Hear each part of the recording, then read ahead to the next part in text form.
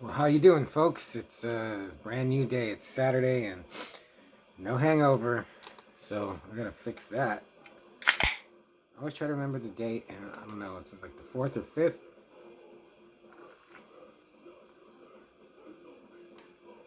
I don't know where to start, man. I reviewed that Escape the Field and in its wake, and it makes me want to. I don't even know why. I guess to review, but also just I'm always looking for that new horror movie that's awesome, or that I think is awesome. So I was going through all the streaming services, and I was like, do I want to waste my time with this? Like, all these, they look cool. I can't remember the names, but then I forgot that my friend, I told him I would review. He just mentioned how Phantom of the Paradise is one of his favorite movies, and I was, oh, I'll review it. I haven't done it. And then another friend was like, have you seen Hurly Burly? And I was, I'll review it, because it's on Amazon Prime, and I haven't started that. So I watched Carvers from 2024.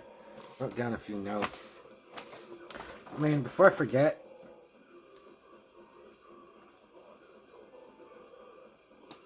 I wish I would have mentioned this in the Lose review. There's an awesome song in Lose, uh, like new wave-ish rock. I don't know, European sounding.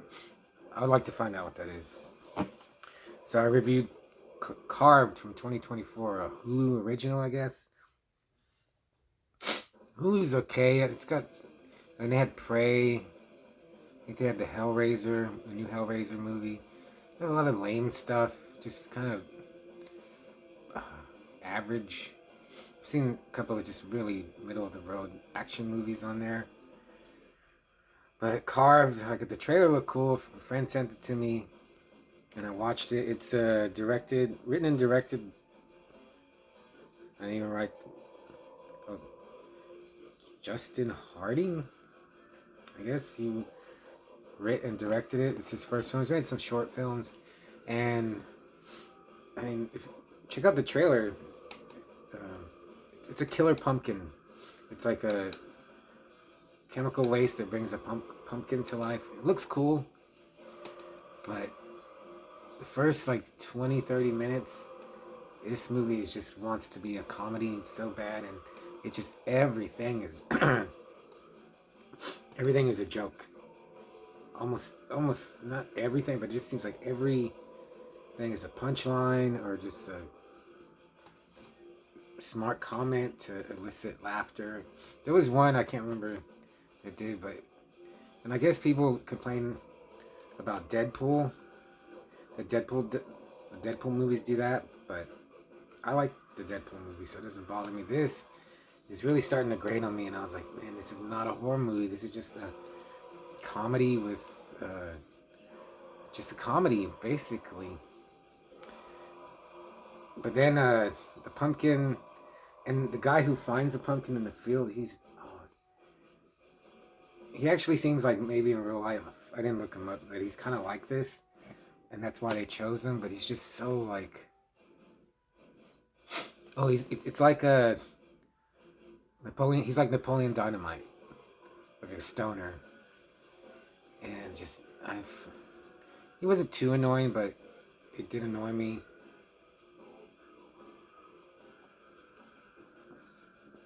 Oh, so I guess the movie's like it's at a,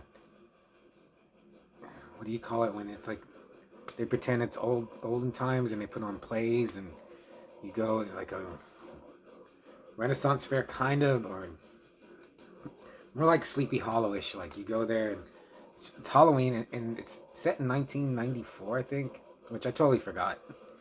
Like there's nothing, and they don't have cell phones or computers everywhere, I guess. But yeah, that didn't seem to matter. So they're gonna have a pumpkin carving contest, and the Napoleon Dynamite guy brings his radioactive pumpkin, and then it sees everyone carving up the pumpkins, so it starts killing the people that carve the pumpkins, and that was pretty cool. The gore's pretty good. It like, well, there was a decapitation that was like totally CGI. It looked bad. There was like a scalping, uh, like some dismembering, and I was like, wow, this that part's pretty good. There's also a main character, a girl. She wrote like the play, I guess they're putting on. I don't know. She's like Philippine, like half Filipina or some kind of Asian, Thai or not Indonesian. That's for sure. She's the main character. She's okay. She's a little pervert brother who's like obsessed with one of the girls in the play. The main girl is Peyton Elizabeth Lee, and the girl that her little brother has a crush on is Sasha Madison. She was good. I think she should have been the lead. She kind of just takes the movie over, and that was fine. And then Chris Elliott is in this. I was like, why? And he talks like this. Whenever he comes on screen, he talks in this voice. Chris Elliott is pretty funny. I was like, why was he in this? He must be friends with someone in the production of it. So anyway, Pumpkin starts killing people, and it's still, even though the gore was good, it was still trying to be funny. So it was getting late. I stopped it, and I was, oh, I'll finish it the next day. And I was, I'll just don't even finish it. But I got home. I was pretty tired too. And so when I get home, I don't know, I'm tired, and then like when it gets late, I start to wake up. Anyway, I guess either it kills everybody except a few survivors.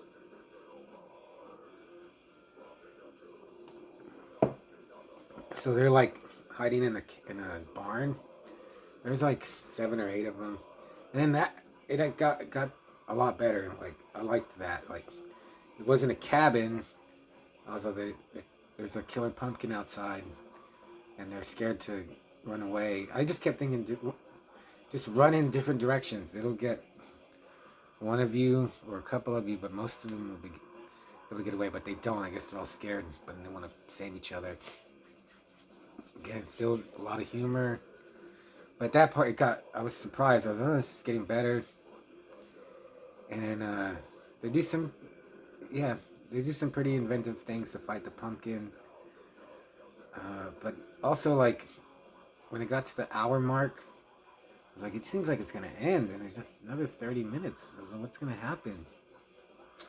There's one really cool part or gory part where the pumpkin, like, it has tentacles, and I guess they're sharp or has thorns. And it just cuts this old man down the middle and his guts spill out. It reminded me of, like, Slither. And I was like, wow, that was cool. And then the pumpkin, it just, I read some reviews where it says it looks bad. The CGI looks bad. Fine. I mean, it's CGI. I mean, sometimes it looks real. They're getting really good. Yeah, they're just getting better, so it didn't bother me. There's a lot of practical effects, though. A lot of good practical gore. And, let's see, what else did I write? Just before I started doing this, I was thinking, man, this could have been like a Attack of the Killer Tomatoes like reboot.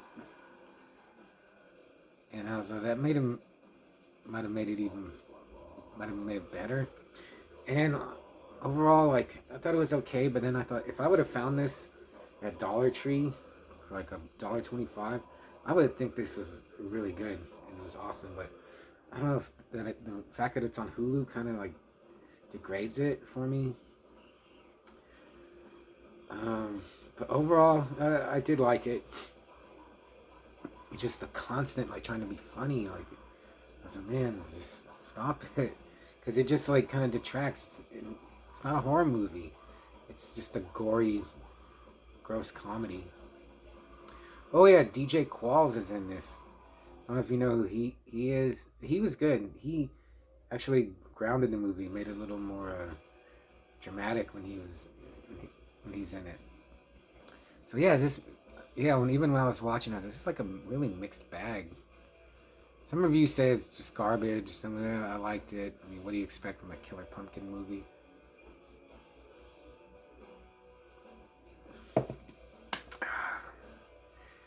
But overall, I would just still give it a 2.5. Just a good movie, but nothing great. Not too bad. The,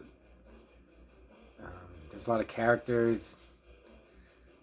Most of them aren't horrible. Like there's some that there's a character like they want you to hate him, but he like in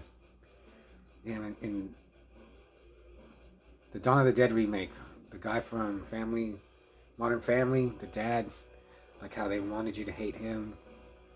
His character's not as cool as him.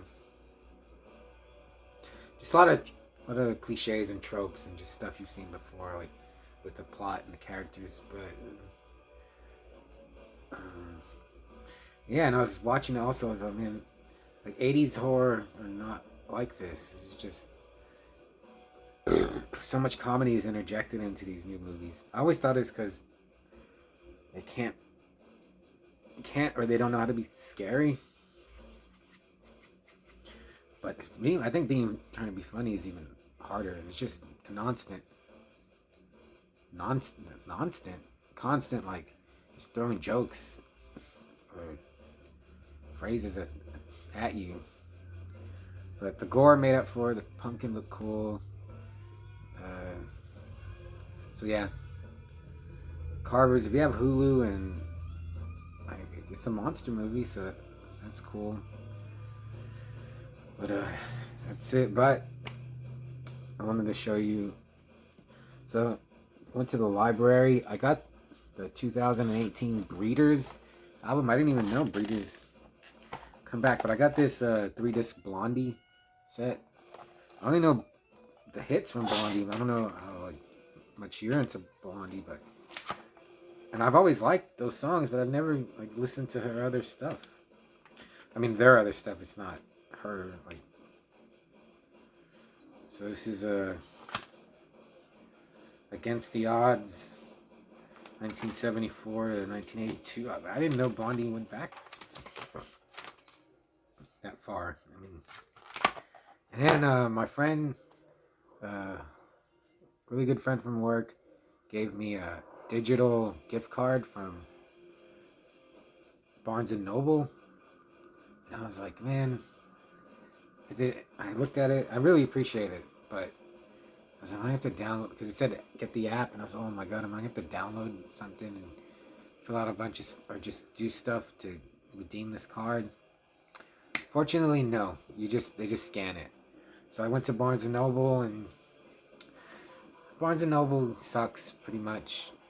I mean, you're not gonna. They don't have Layman. They don't have Ketchum. They don't have I mean, that's or just random or Harry Adam Knight. You're not gonna find these old books that I feel should still be in print. But I was like, maybe they have something in the comics, like the graphic novels. They didn't have just Watchmen, Crisis on Infinite Earths, which is great. I mean, but I already have it.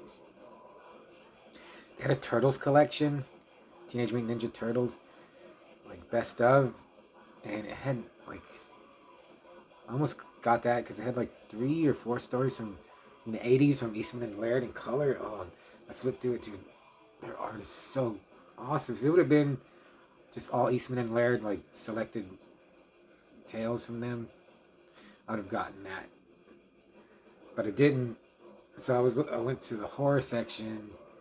I was like, oh, I don't know what any of this is. I almost thought about okay, what's a good horror novel? But then I spotted The Auctioneer, one of the paperbacks from hell.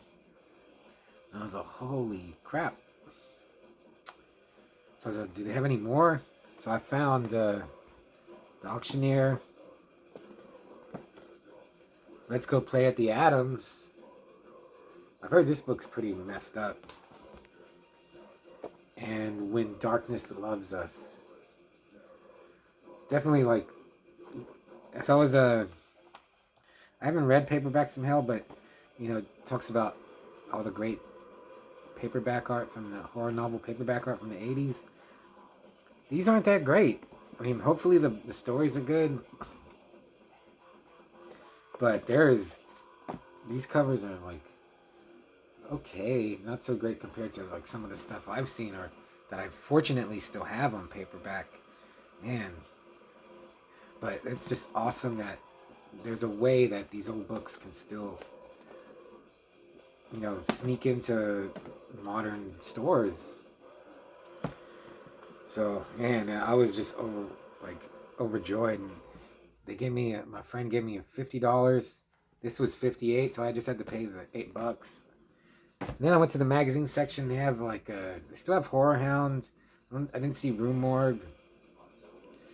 They had a Vampire. They had a couple of magazines that I might go back and get.